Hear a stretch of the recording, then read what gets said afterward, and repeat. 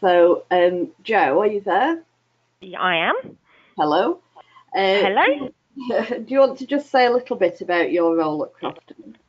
Yes, well, my name's Jo Loake, and I'm the head of governance and regulation at Croftons Solicitors.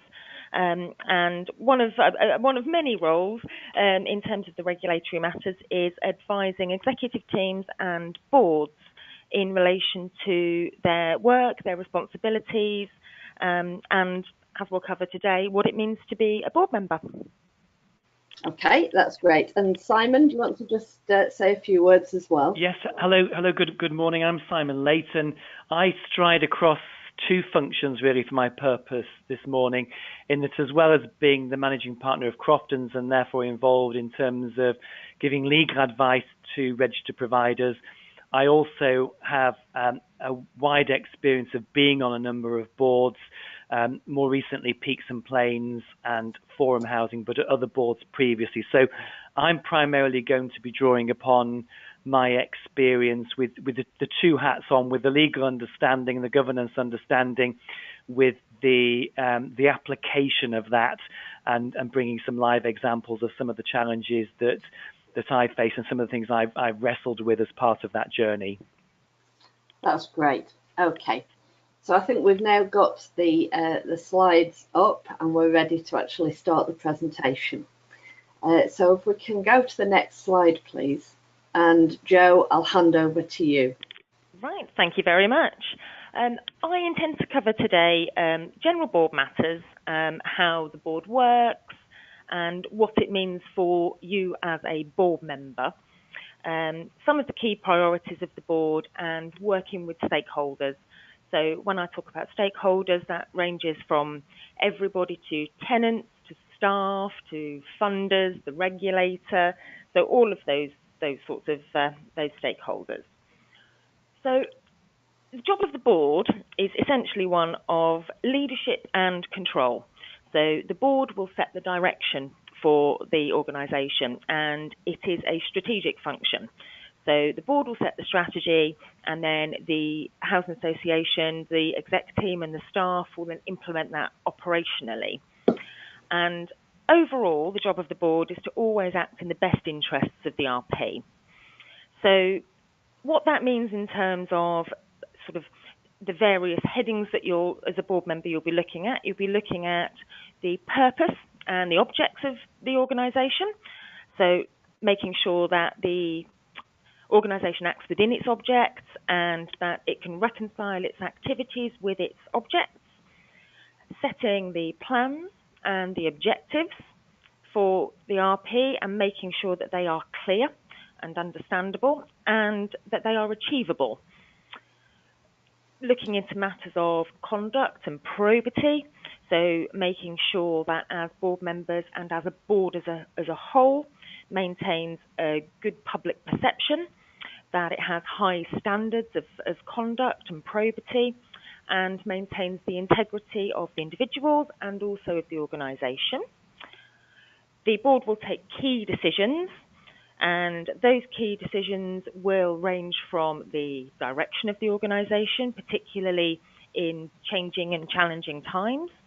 They will look at reputational risks and financial risks. In terms of the financial control, the board will manage risk. Now, risk comes in lots of forms, and we'll cover risk in a little bit more detail later. But overall, it's looking at the viability of the organisation, particularly the financial viability. The board will also set the delegations. So it will delegate certain decisions. Some of those decisions will be to staff. Some of those decisions will be to various committees. And there'll be certain decisions that will be reserved for the board. And they would usually be the key decisions in terms of the finances and any risks, so new ventures, looking at the direction of the organisation, that sort of thing. The board also is there to hold the executive to account and to scrutinise performance. So that's performance of, say, for example, the chief executive or the exec team, and where necessary, take remedial action.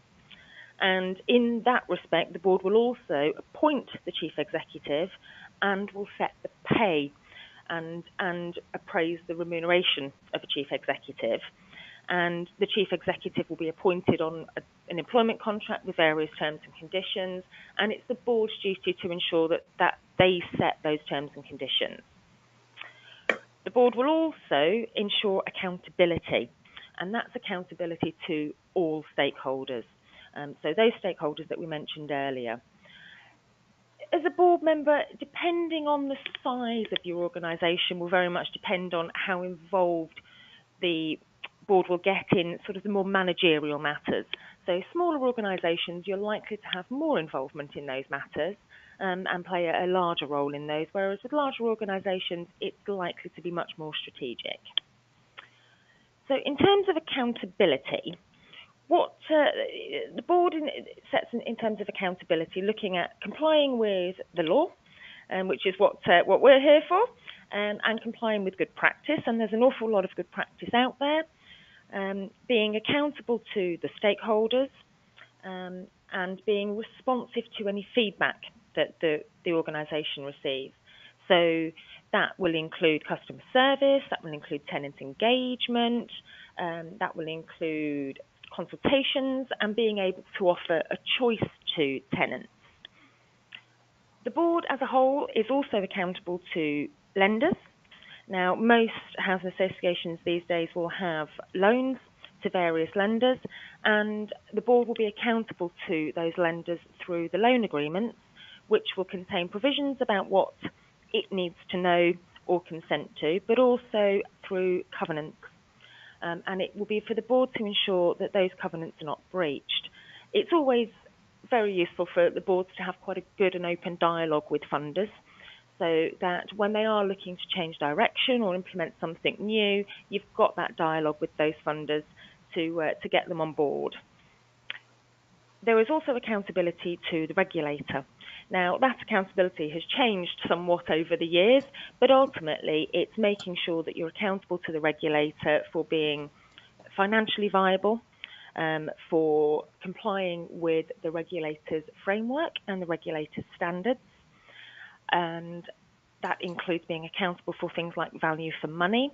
And also, of course, the accountability through the regulator comes through the in-depth assessments. So when the regulator comes in and carries out the in-depth assessments, it will look at various strands of the business and various documents, and the accountability will come through the processes and controls. There's also some accountability to local authorities, because housing associations quite often have good working relationships with local authorities, and of course accountability to the community. So not just the tenants that you house, but also the sort of wider community where RPs are looking to build places where people want to live. Now, in terms of accountability to the community and to consumers, it's worth noting that the regulator's consumer standards are in the process of being reviewed, and also looking at the green paper issues where tenant involvement is becoming more key, and the challenges that will bring. So in terms of good governance, what does that mean? What that means is that the board is looking at organisational control, leadership, direction and accountability. So making sure that the RP fulfills its overall purpose, that it operates effectively, that it has a code of governance that it adopts, and there are a number of codes out there. Some are more towards charities, some are more commercial, but all of those codes of governance will be on a comply or explain basis. So you comply with those codes, or if you can't comply, there must be an explanation as to why. And good governance is complying with legal requirements. So that can range from the housing legislation to charity law, and of course the requirements from the Homes and Communities Agency or Homes England.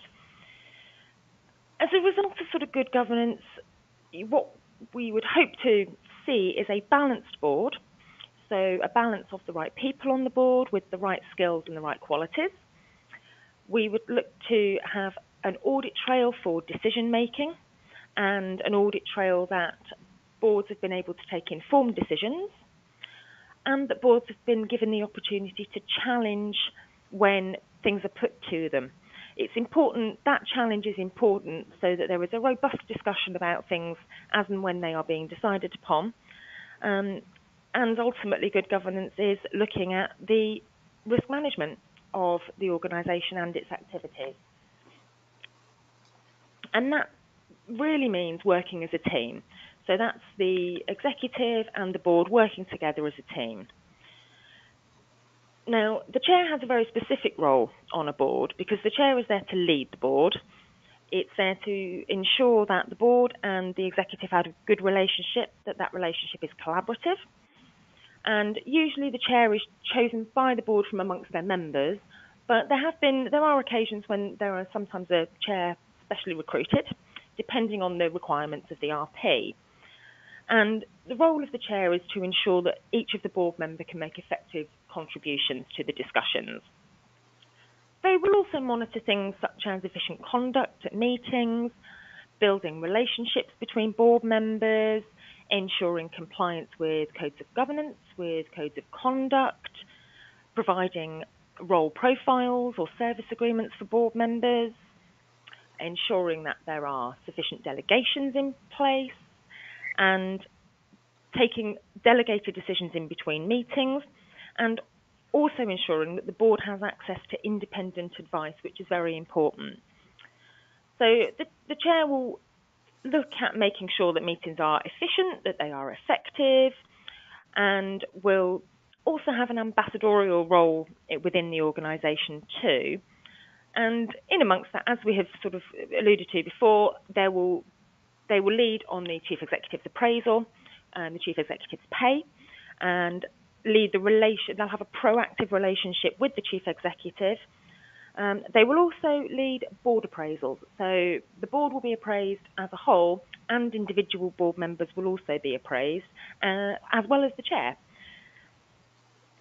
So in terms of working with the exec, a little bit more information about that. The chief exec is obviously the member of staff that implements the board decisions, and they will lead and manage the staff within the organisation. But they will have to work very closely with the board to set the policies and procedures of the organisation. And they will also assist in preparing the documents that the board will see, upon which the board will take decisions. And it's important that there is a balance between having enough information to make an informed decision and having too much information. Now, the last point on that slide is NEDs, which is non-executive directors or non-executive board members. Most board members are non-executive, which means they are not a sort of a point. They are not members of staff. They are not part of the executive team. But occasionally, you will find that chief executives and finance directors are appointed as board members, often co-opted to the board. And the reason for that is often to provide unified leadership. The downside of that is you do have to have certain procedures in place to make sure you can deal with conflicts, and executive board members must always be in a minority on the board. And there will be certain matters upon which a chief exec as a board member won't be able to be involved with, such as remuneration, and then they wouldn't sit on committees, so remuneration, audit, or nominations committees. But overall, they will have a very close relationship with the chair, and it's all to ensure that the relationship between the chief executive, the exec team, the chair and the board is harmonious and collaborative, with everybody working towards setting the long-term direction of the organisation. And on that note, I will pass you to Simon. Oh no, sorry. I will move on to the next slide. Simon will come in after the next slide. So the next slide is you as a board member. This is a little bit more information about sort of what it means for you individually. So your responsibilities as a board member are ultimately to always act in the best interest of the organisation, and to uphold the organisation's purpose, objects and values. When we talk about objects, in technical terms, we are talking about the objects of the organisation as set out in its constitution, which are often charitable and usually centred around providing affordable housing or social housing. Other responsibilities which are more of an individual responsibility are to declare any interests or any conflicts, to make sure that skills are kept sharp, that you have high standards of conduct, comply with any legislation, ensure that you have significant contribution to board decisions and take responsibility for those decisions, and respect confidentiality. The overarching issue with responsibility is that you will act with reasonable skill and care in respect of the role that you have taken on. Now, in relation to that role, one of the questions that we get quite often is, what is my personal liability as a board member? And ultimately, your personal liability is limited. Now, it sounds fairly odd. It's normally limited to £1 or whatever it is that's set out in constitutions, and which sounds a bit meaningless. But overall, what your liability is very, very limited. Generally, you will not be personally liable unless you have acted in a way that goes against prudence.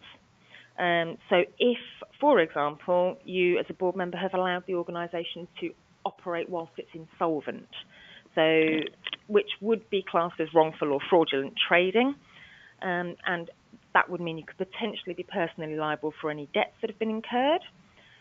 So if you act criminally or dishonestly, you would incur some personal liability. Or if you fail to observe the rules of the organisation and the organisation acts ultra vires, which is outside of its rules. Ultimately, there's very little personal liability likely if you act prudently as a board member, and that brings me back to a point I made earlier, where the board is always entitled to take independent advice and must have access to independent advice at all times. Additionally, you can minimise the liability risks with insurance. Now, anyone that is a member of various membership organisations like the National Housing Federation, that comes with insurance, but insurance can be provided externally. So, from liability, we look at conflicts. Now, these are conflicts which you may have in a personal capacity, because the interests of the organisation have to come first, and they have to come in priority to your personal interests. Allow your position as a board member to be used for any sort of personal gain. So if you were conflicted, so for example, in respect of employment, or if you owned a significant shareholding of another organisation, or if you were self-employed and your business offered a service that the RP could potentially make use of, those conflicts would have to be declared. And that's really in terms of a decision that might influence your decision. So the conflict that might influence your decision as a board member. Again, because ultimately when you're sitting on a board and you're acting as a board member, you are acting in the best interest of the organisation. So you would declare the conflict, and it may be required that you withdraw from the discussions, or alternatively the conflict could be authorised, and it depends upon the conflict and the type of conflict, and it will be a decision as a board whether you withdraw or whether it can be authorised. So a little bit more in terms of your sort of individual role as board members. We would certainly always recommend that board members sign service agreements. And it's essentially the equivalent to a contract of employment, albeit technically not an employee. These service agreements would set out things such as pay, if board members are indeed paid, your duties and responsibilities, the time commitment required, any sort of holiday pay or equivalent, and appraisal situations, how often you will be appraised and who you will be appraised by, those sorts of things. It essentially codifies your role as a board member, and it would set out terms of payment, if any. Now, over the last few years, boards have moved towards payment, and I think it's very much moved in favour of paying board members. And part of the reason for that is to address some of the size and complexity issues with RPs these days. and to attract a certain set of skills or certain qualities with certain board members, particularly organisations that are taking on a bit more of a commercial function and diversifying their activities. It also represents a commitment to the time commitment that board members will require and to improve governance arrangements. So that will also be set out in the service agreement. And the last thing that will be set out is your terms of service in terms of the length of your service. Now, the recommendation is always 3 terms of 3 years as a maximum. Now, the reason for that is to allow a reasonable turnover of board members so that there are always fresh ideas on the board, but it's usually done as a staged retirement and appointment so that there is some continuity on the board. But it is to make sure that organisations can move forward and that they can continue to grow and continue to react to challenging environments and changing environments. And that, I say, generally it's seen as 9 years in total, but it is 3 terms of 3 years. So from that point of view, they are your sort of duties and responsibilities as a board member. And I will now pass you over to Simon with some practical examples from his experience as a board member. Thank you, Jo. I'll give a little bit of practical outworking of some of these things and what's expected on a day-to-day basis as board membership goes. Perhaps at the risk of stating the obvious for those who are newer to board membership or considering board membership, it needs to be said that to be a board member and to do that role well, it does require a reasonably significant time commitment, typically monthly meetings of a couple of hours, reading papers a couple of hours, additional committee meetings, board development or training sessions, attending other events on behalf of the board, and an involvement in an appraisal. Joe's referred to the point around payment, but quite typically where payment is made, it's generally not regarded as a wage or to fully compensate for the time spent, but more the wider commitment and the legal and business responsibilities. I'm an absolute key fan when people join boards of a really thorough induction process. Quite typically on boards of organisations, we're asked to make decisions, and having a depth and breadth of understanding of the registered provider that you're on the board for is absolutely paramount. So what may appear at the outset as being quite over the top, I have found to be hugely invaluable. So for example, going out to see various sites. When I joined the Forum Board, which is an organisation that looks after under 25s, I went out to a number of the projects and chatted to people who were running the projects, chatted to tenants, saw the state of some of those properties. That was hugely informative in terms of wider decisions in terms of refurbishment programs, and frankly matters where I felt that some of the stock was below the aspirational standard that we had for our young people. Similarly, a lot of housing associations have ambitious development programs, and going out to see some of those sites, how they connect in with other stock, how they connect in with the wider community, having a look at some of the specifications of what's being built, because some of the stock that is being produced under Section 106 agreements sometimes is not the sort of standard that as a board member you would want to put your name to. So that insight can be hugely valuable. Having an understanding of their of an RP's repairs and maintenance program can be very useful. What is the cycle for replacing kitchens and bathrooms?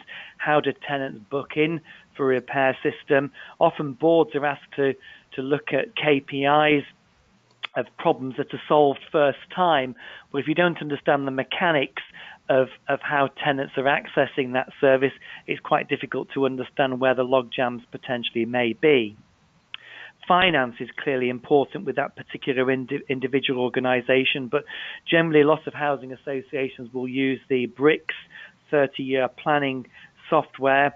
I didn't come from a background of understanding that particular finance of housing associations, and again, clearly very, very, very important. Understanding the governance structures and the corporate structures of individual organisations can be really key. So getting under the bonnet of the organisation through a really good induction programme, I would strongly recommend. At the risk of sounding possibly trite, clearly it's expected of a board member that you make an active and positive contribution in and outside board meetings, and this frankly is an individual judgment call depending on the experience that you bring to the table, and will depend upon the size of the organisation and how efficient things can appear to be running. So that judgment call of whether to ask a question, whether to challenge, within that general framework of being a sounding board and a support to the exec team, but equally not wanting just to rubber stamp things. And clearly we all come with different experiences and skill sets, and all of those skill sets are hugely important to a good, healthy dynamic of a board. So, for example, I've found that those people on boards who have come with an HR background are particularly useful when it comes to recruitment policies, people policies that we look at within board that may relate to HR functions. Those people clearly come into their own when we're looking at those matters. Those people that come from a finance background are clearly better placed to scrutinise the assumptions that are often made in financial plannings. Again, that broad, each people playing their part in the team in terms of the board gaining assurance that things are being tested and probed.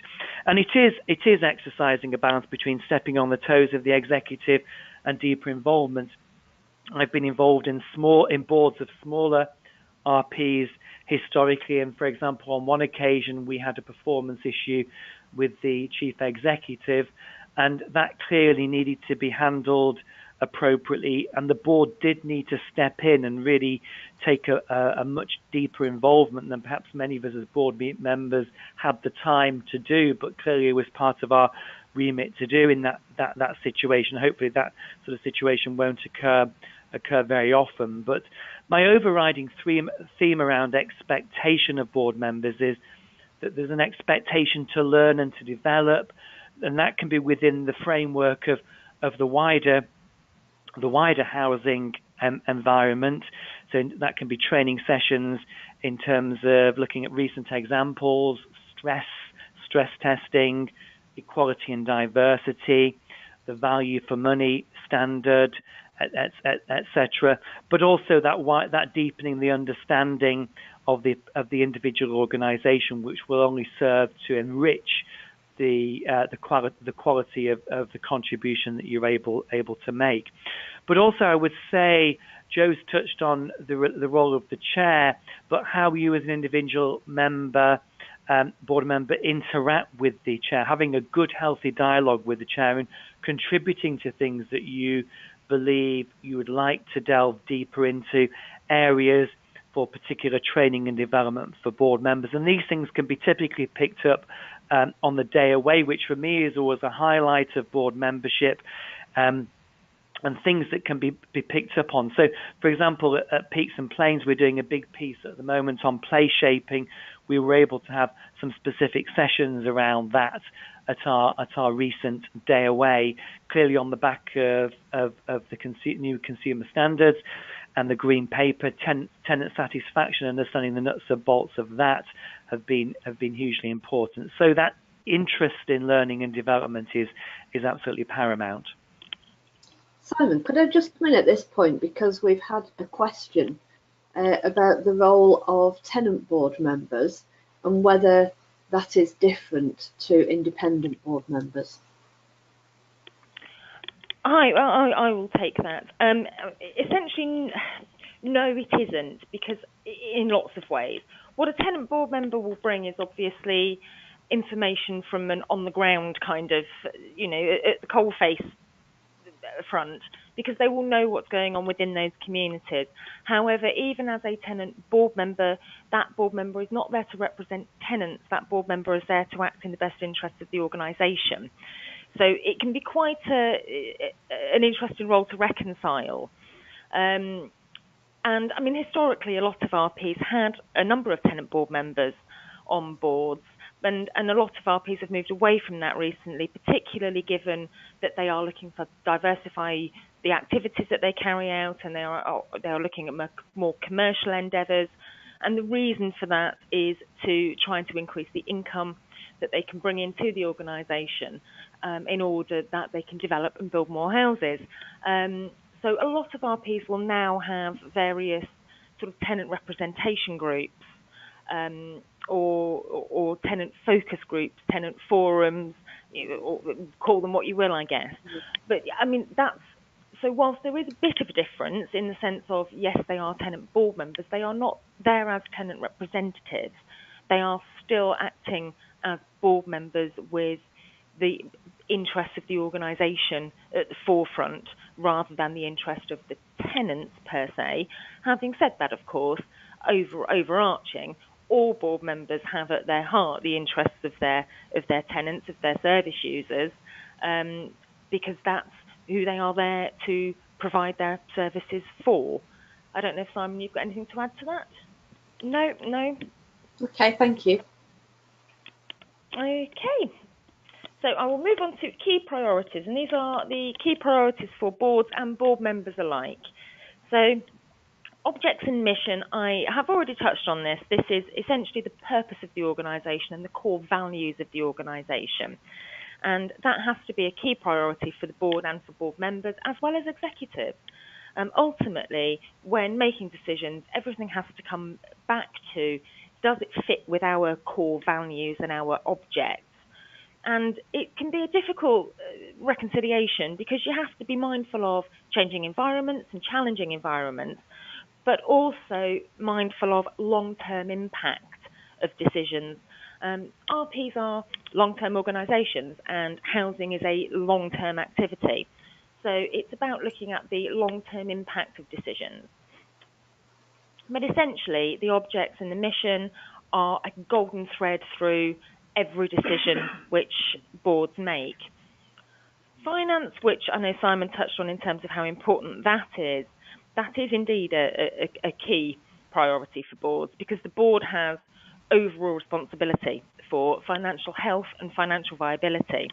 And it's for the board to ensure that there are effective financial controls in place, which include business plans and budgets, management accounts, cash flow, treasury management in terms of borrowing, and effective controls and procedures in terms of finance, and also sort of making sure that there are steps in place to meet financial commitments with sufficient resources to enable planned activities to take place, and effective budgets in place for the ordinary planned activities such as repairs and maintenance and cyclical repairs, but also for development and borrowing, and making sure that within that borrowing they've got resources to meet the repayment commitments of those.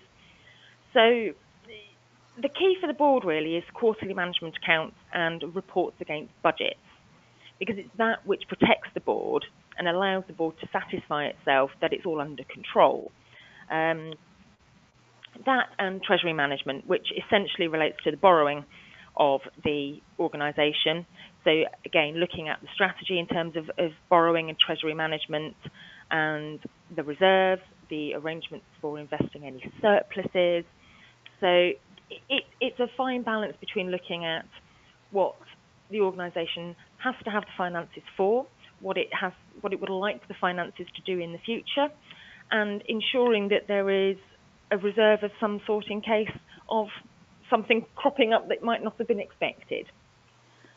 One of the other key priorities is performance, and that's the performance of the organisation as a whole. So that covers a wide range of things, such as the performance information and audit, looking at strategies and reporting systems, the delegation frameworks, and then all of the sort of business plans that underpin the organisation, so corporate plans, budgets, business plans, and essentially whether there is a basis whereby the plans match the outcomes. Now, you need to look at the key areas as a board here, because clearly it would be impossible, and particularly in large organisations, to monitor all of this because you'd be overwhelmed by information. So it's about focuses on the key areas, looking at key performance indicators, and looking at clear data and clear information, and overall asking whether or not the organisation is achieving the outcomes that the board has set for it. And then we come to risk. Now, risk is obviously a key area, and for boards this means being able to identify risk, to assess risk, and to manage that risk. And within that, to have responses that are appropriate to be able to deal with those risks. Most organisations have a risk map that will work differently for different organisations, and it's whether or not you look at all of the work of the RP and looking at the big major decisions, and also again keeping in mind the objects of the organisation that sit underneath that. So, for example, most RPs are charitable. So there are restrictions on the activities that an RP can carry out, and you must always keep that in mind. So there are the ways to sort of minimise risk would be to ensure that all of the work that the RP does and intends to do is planned and is managed effectively, and that the consideration of risk is integrated within the culture of the organisation. So there will be big risks, so big things like looking at new finance or new ventures, major developments, entering into major contracts, but there are also much smaller risks. So, for example, somebody tripping and injuring themselves because of poor maintenance. And there is also reputational risk, so it isn't just financial risk.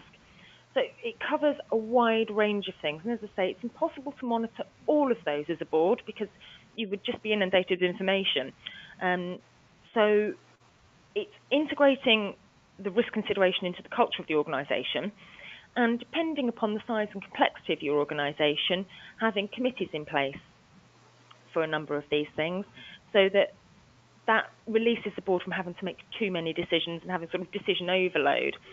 One of the things that I quite often say to people is, if you think there is a risk, ask the question, because ultimately asking early on can mitigate that risk as far as possible. Whereas in my experience, if question isn't asked early on and it needs unpicking at a later date, it usually takes 3 times as long, and it becomes very complicated. So my theory is always ask, and as I have said before, the board should always have access to external advisors. One of the key priorities for RPs, particularly these days, is value for money. That is obviously now one of the standards that the regulator expects, and there are certain considerations that RPs must take. Ultimately, though, value for money comes down to the 3 E's. So economic considerations, efficiency, and effectiveness. And they can all be covered within your value for money strategy.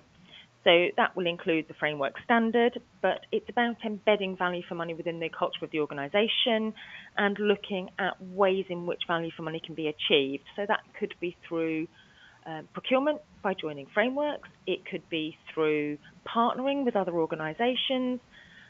It could be that you look at social value. So it's not necessarily just about pounds, shillings and pence. Now, I talked earlier about schemes of delegations, and these will vary depending on the size and complexity of your organisation. But ultimately, this is the board delegating certain decisions to certain other people.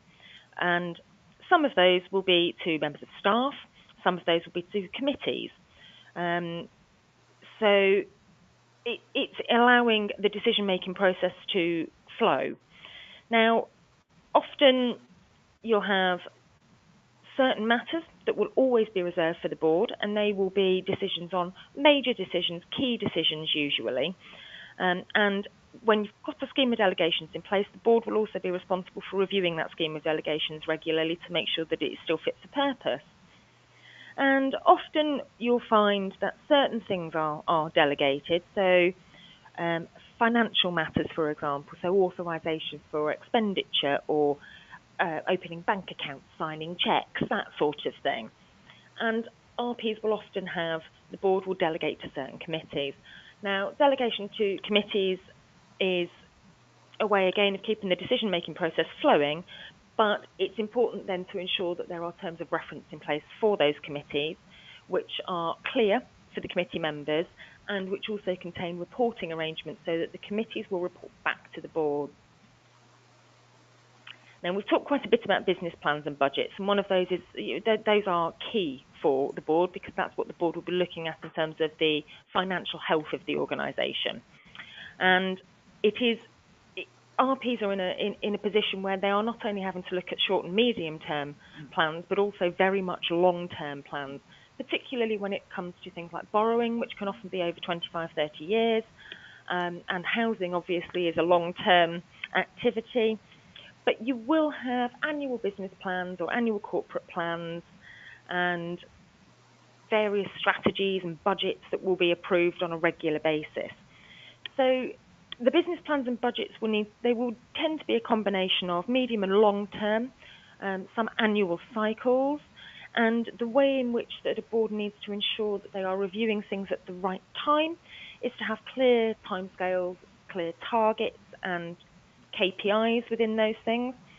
And in terms of reviewing borrowing, which is very much a long-term decision, the board will need to put in place consideration for certain variables, some of which are unknowns at certain points, but things like inflation, interest rates, rents, property values, particularly, the loans are usually secured against the properties, but also considering the ability to make the repayments against the money that you require for refurbishing aging stock or for development.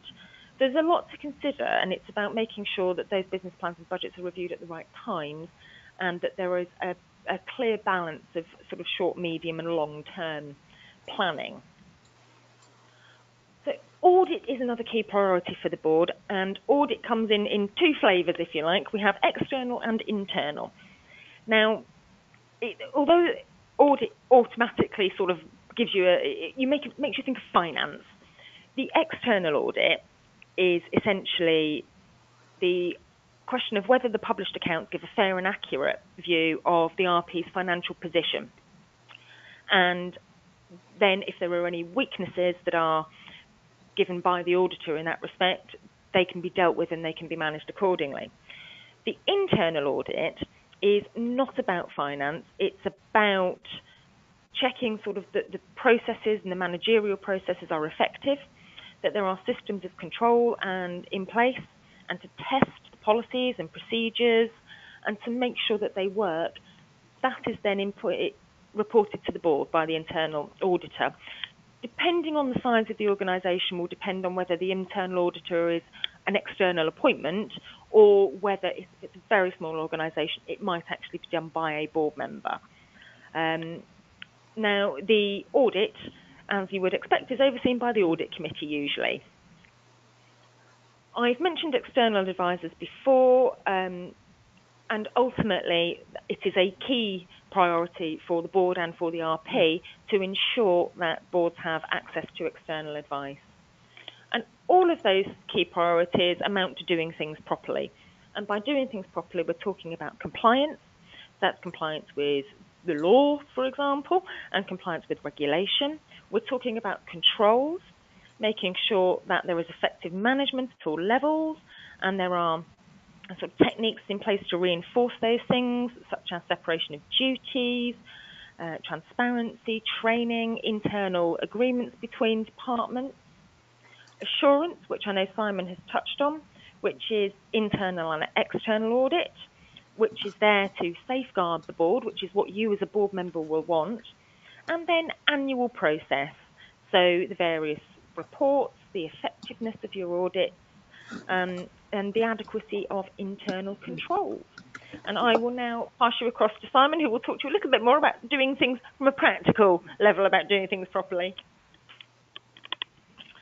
Marvellous. I wanted to talk a little bit about the setting of vision, values, and the business plan, which I believe is a constant tension for boards. And the reason why I say that is because most of us that are involved in housing are involved in housing because we want to make a difference in terms of the broken housing market and provide good quality, affordable housing. But the risk of stating the obvious, we can't house everybody with every particular need in every different geographical area.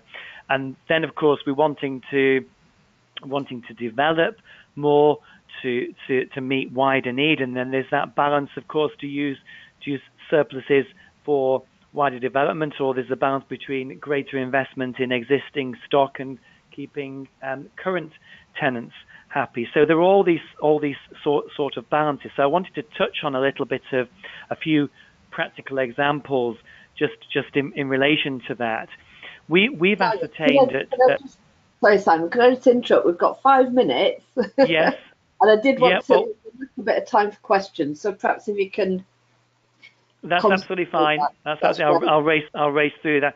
We've ascertained at Peaks and Plains that any tenancy that fails within 24 months is loss-making as far as we're concerned. So clearly, sustainability of tenancies is very important. So although it can be very tempting to think, well, this person with this particular need, perhaps a mental health need or whatever, deserves to be housed. Is that balancing between the sustainability of things and what we can achieve wider within the organisation? The whole geographical spread of things, I think, is very interesting for boards. So, for example, if you have stock that's in a high land value area, if you have say 2 units in a high land value area, do you sell those units and then do you acquire 8 units in a cheaper land value area? But then in doing that, do you then perhaps deprive some key worker of being part of that Cheshire village, for example? So that can be another key consideration. In terms of wider asset management, if you have an older group of properties, they may be performing perfectly well in terms of rent being paid and paying their way, but is there a wider consideration of possibly decanting those people, knocking down and building higher density stock that would be a better build quality, more fuel efficient, gaining more value from the land that is within the possession of the registered providers? So there can be those asset management issues that are really a balancing exercise. In terms of some financial performance examples, most RPs are involved in some shared ownership sales management program. So, and it's bizarre, isn't it, that some units can just fly off the shelf like hotcakes, and some struggle to sell. So, having an understanding of that, void management tends to be a key issue around financial performance, and again, asking some of the questions around why certain units are constantly void. Is there a wider consideration that isn't coming to the board's attention? Wider financial issues that are quite topical at the moment for boards. Pension arrangements. A lot of RPs are moving from defined benefits to defined contributions. So again, there's all that process to be involved in. Joe's touched on funding arrangements, so I won't talk too much about that. But I did want to talk just a little bit about stress testing, because where RPs have failed, what the regulator is concerned about is that the RP didn't see that coming, and it clearly is paramount for boards that they're involved in what scenarios they're going to test against, because a lot of examples that we sometimes see that boards are testing against are perhaps not that unlikely, and over say a 30-year financial plan, inevitably there probably will be a housing crash, there will be economic downturns. So it's really drilling into what will it take. What is that nth degree to break the financial plan that's really quite important for boards. And this is all rolled into how, as board members, we gain assurance that there are proper and adequate systems and controls being in place. That's great, Simon. Thank you for that. We have got a couple of minutes leeway, and we've had a really good question from one of our attendees, Leanne, and she's a board member of a small BME organisation. And she's saying, as a board member, she's presented with a huge pack of board papers, and it's information overload. So although she reads them all, where should she focus her attention? Yeah. That isn't untypical, especially of a small registered provider. So before I answer the question head on, yeah.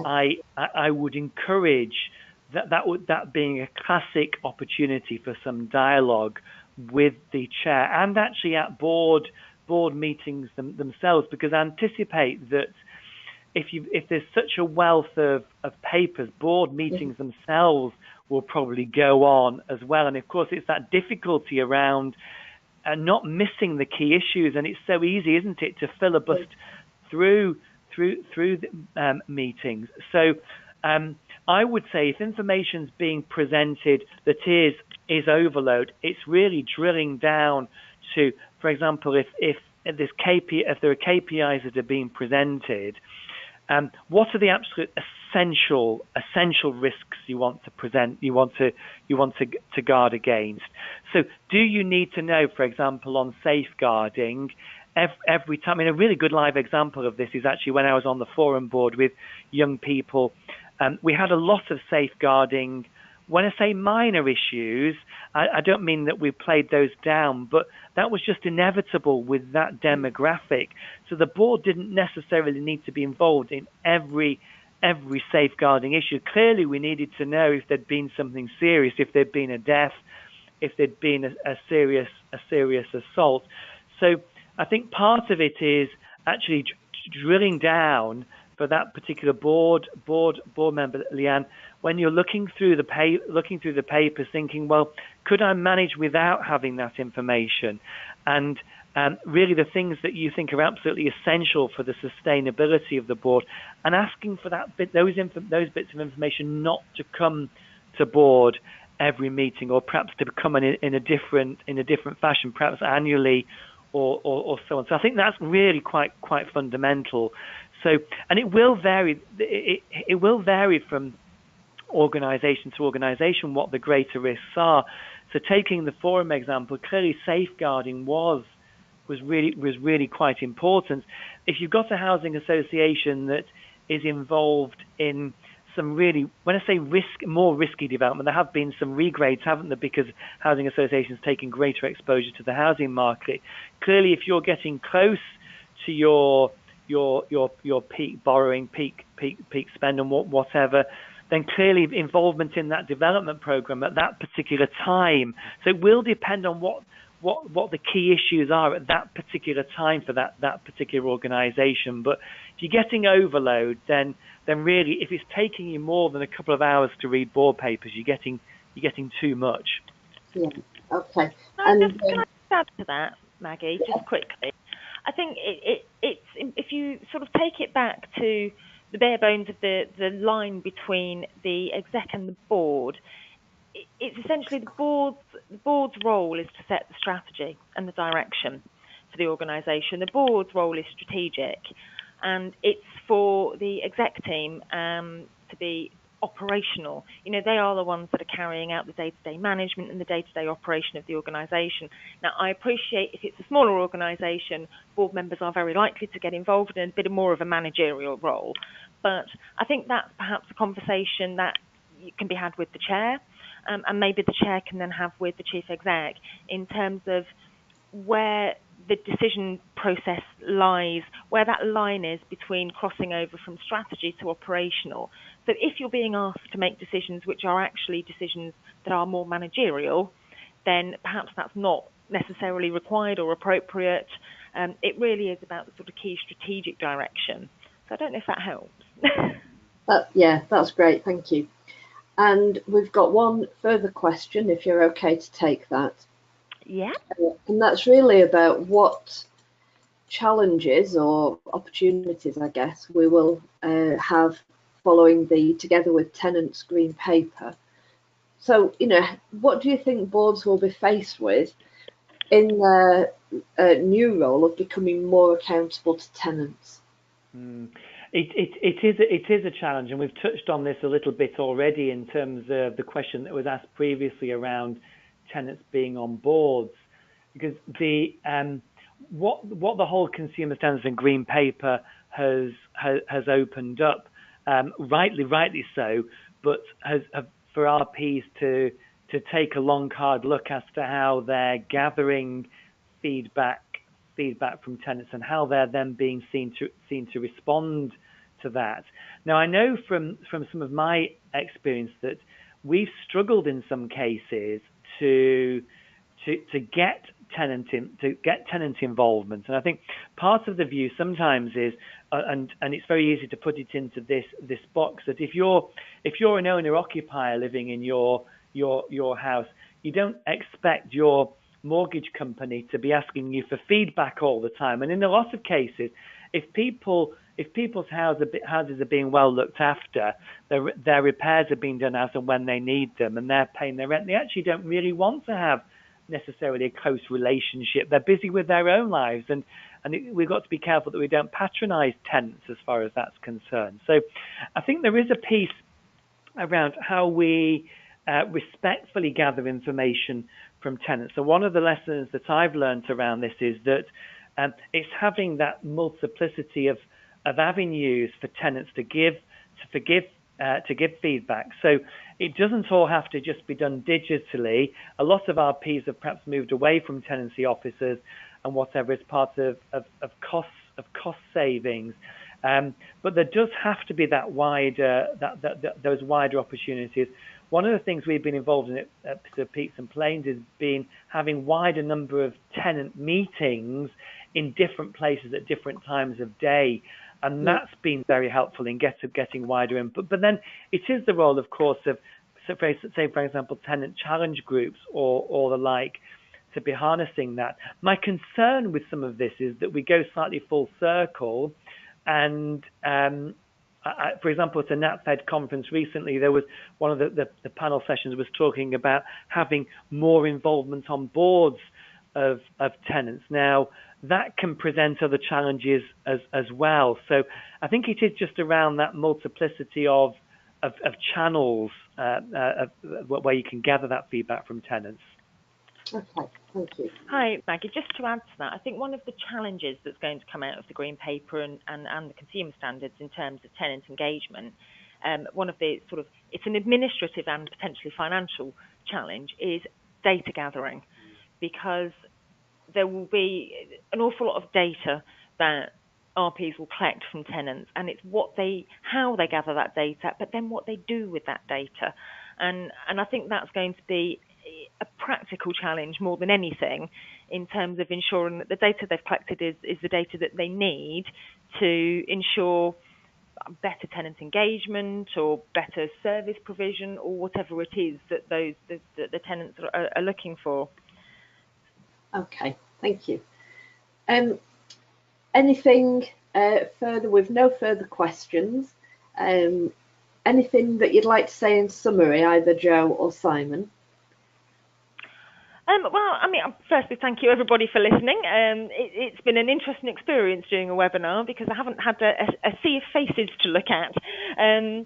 Now, I mean, in essence, it's, and I'm sure Simon will say the same thing, there is quite a commitment in becoming a board member and being a board member, and it comes with a responsibility, and it's a responsibility in terms of making decisions and knowing the business of your organisation and knowing the direction of your organisation. But also, it's a huge, you can make a huge contribution, not just to the individual organisation, but to the sector. You've got an opportunity there to bring fresh ideas and an opportunity to get involved in ever-changing and ever more challenging decisions around the housing sector. And that's not just the RPs, that's working with all stakeholders, tenants, lenders, local authorities, all of those sorts of stakeholders. So whilst it can be a challenge, it's definitely an opportunity to be able to take part in shaping the housing sector. And I don't know if Simon has anything to add. I think the other thing I would add around this is that perhaps we've talked a lot about the responsibility and things, but it is hugely rewarding and hugely enriching to for those involved in other roles in housing. It only enhances all of the experience that you bring to the table in different ways. But I think just to add to that, I mean, our details are on our website. I would always be happy, as Joe would, to talk through with any other board members around some of the challenges that they're facing, because I think there is a whole piece how we just learn from each other. That we're not coming here with all the answers today. We're just really sharing experience and some of the technical side of things. So that the opportunity to learn from other board members is very good. But also around the whole training, the whole training piece. Joe does a big piece around training boards on certain things, and encouragement of around that. Joe will always be happy to have a chat about what she can do in terms of being involved in training sessions at or around board member meetings for board members. That's brilliant. Thank you, Simon. And I can personally vouch for Joe's knowledge and expertise in this area, which she's demonstrated today. And I would just like to say thank you very much to Simon and Joe, and also to all of our attendees for participating and getting involved today. So that's the end of our webinar. You can now go and enjoy your lunch. Okay, thank you very much. Thank you. Thank you. Bye-bye. Bye.